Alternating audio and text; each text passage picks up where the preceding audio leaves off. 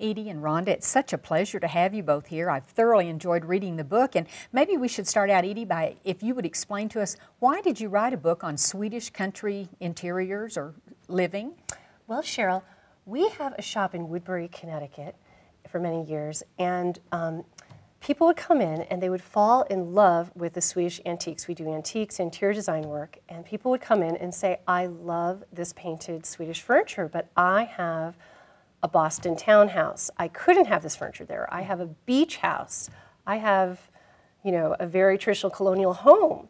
I can't put this in my home. And we'd say, absolutely you can. And so we wanted to show in this book different homes across America that have been inspired by Swedish style and have Swedish, not just furniture, but also Swedish-inspired design in them. And you both work together, is that right, Rhonda, We on do. all of these projects? We do. And I think it's so important to really bring home how universal Swedish design is, and it's not just one specific thing, and it fits so many different American homes, and our clients were really asking us how to show that.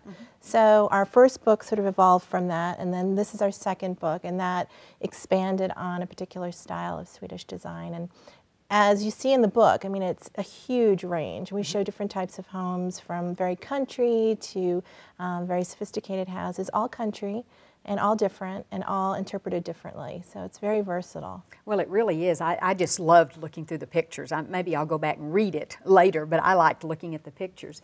But maybe so that we can explain to people, I wasn't really sure what constituted Swedish design, so Sure. maybe point some things out in this example. I think really Swedish design is all about the environment. It's really about thinking of the long, hard winters of Sweden and the very short summers, and trying to bring in light into the interior. That's number one. And also in the beginning, prior to the 18th century, Sweden's interiors were very dark and unpainted, and stylistically, King Gustav III brought this sort of fashionable trend of painting interiors and lightening them up towards the end of the 18th century. So from that point on, colors became light and happy and vibrant, and the type of paint that was used was derived from mineral pigments, and those are beautiful in reflecting the sunlight into the interiors. And that's what we're going to show in a minute, And that's what we're going aren't to show in a minute. And it's really about bringing light into the interior of a house and creating a happy environment. Well, Edie, when I first started reading about this, my first thought was, I know it's a lot of light colors, and I thought, well, wouldn't that be boring? How do you keep the overall look from being boring if it's so much light colored? Well, in Swedish design, it's very eclectic, and yes, they love the light colors that Gustav III brought from France for the Gustavian style. But traditionally, Swedes were also working with mineral pigments, and you can see here, Sheryl, that's what these are. And these are all made from minerals in the ground that were found regionally throughout the country, much as we use mineral pigments here in America. And so a lot of the furniture in the country especially was very vibrant. And here's a lovely example of a Swedish country piece from the 19th century. And these beautiful burnt siennas and this fallen red and these blues, these are all minerals that were found in the earth, and the painters would come from the cities, and they would come out and they were commissioned to actually paint these pieces. And oftentimes, not like today where you can ship paints, they would have to go to these different provinces and use what they found, what was there. So you find these wonderfully interesting, rich colors often. And this is a fabulous bowl that we brought with us today. Now you say that, and to me it just looks old and kind of yucky looking. So, well, this is I don't know if I need to hold it up for the camera. This is a 19th century Swedish dough bin. And we can turn it over so you can see how they would actually use this, Sheryl. This was to make bread? They would use this to make bread, exactly. And this is an original paint finish. And what happens with these mineral pigments, they were applied originally with linseed oil and egg and in these layers. And eventually it gets very dried out. Sure.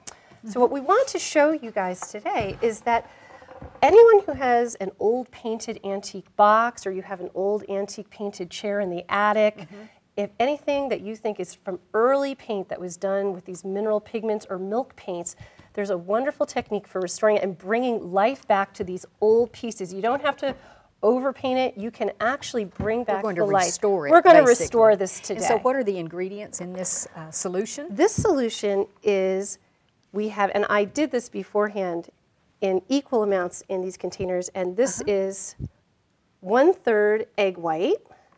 Egg whites, And then we add 1/3 water. And then, Sheryl, you want to do an equal part 1/3 boiled linseed oil. Boiled? That's right. And you can get any of these refined. ingredients. The boiled linseed oil you can get at any hardware store or Oh, so it comes like that. It comes like that. It comes like that. And actually, here's a can. That's the can right This there. is the can right there. They Boiled sell this linseed oil. at many hardware stores and shops. Now, will you use the brush to apply it or the Yes. cloth? Yes, so what we're going to do is I'm going to just quickly mix this up. And what's so wonderful about this formula, we learned this from the Nordic Museum in Stockholm does this with their antiques. And it's a very natural way of bringing back the paint finish. And Rhonda, once a person has done this, do you suggest that they restore it every 2 or 3 years or so? Oh, it depends on the condition of the wood. If the wood's really dry, then every 6 months. Oh, it really depends, and you can tell it starts looking really dry and matte again. And just to mention why this is so fantastic, a lot of people use wax on their painted surfaces, and what happens over time is the wax tends to attract dust and all sorts of microfibered. Oh, sure. That's why we particles. have to dust furniture. Is it's been attracted Exactly, to the and you have to strip the wax off in order to clean it. So this you don't even have to do it. This actually naturally just paint this conditions the on. paint. Yep. And it goes on sort of wet and gooey, but don't let that intimidate you. That's because of the egg whites. It's because Right, of the egg whites and the exactly. oil, the linseed oil. And what you want this to do, Sheryl, is it's going to seep into the wood, okay? And it really, it just soaks in there, and it And how long just do we let brings this it set back. before we start rubbing it off? You know, you can actually start rubbing it off within minutes. Okay, let's go ahead and show that And down then you here. can reapply. Let me get a cloth and do that while you do Okay. So why don't you... This is how to almost do like this. magic when you see this. It's amazing the difference. really Isn't that does look amazing? pretty. Yeah. It almost looks like a wax finish, but it's so much healthier for the wood. It'll take a lot off. And for the environment. And for the environment. And for the exactly. environment, absolutely. And then after this is rubbed off, then do we seal it with anything No. or do we leave it like this? No, the oil naturally seals it. Oh, and then sure. again, you look at it, and within 6 months, most likely this would need to be conditioned again in 6 months. 6 months, And then after that, maybe every year or so. Okay, let's show just a couple of painted pieces so people can see it doesn't have to be the wood look, it can be paint. So we do add lots of color.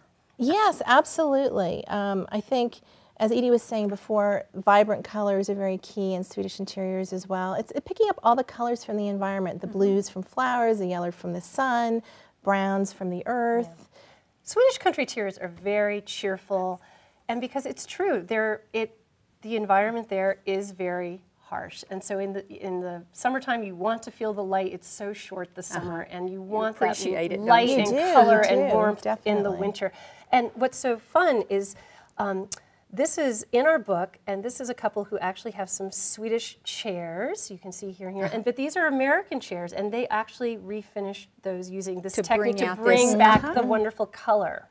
So Well, they use this technique in their own home with their flea market finds.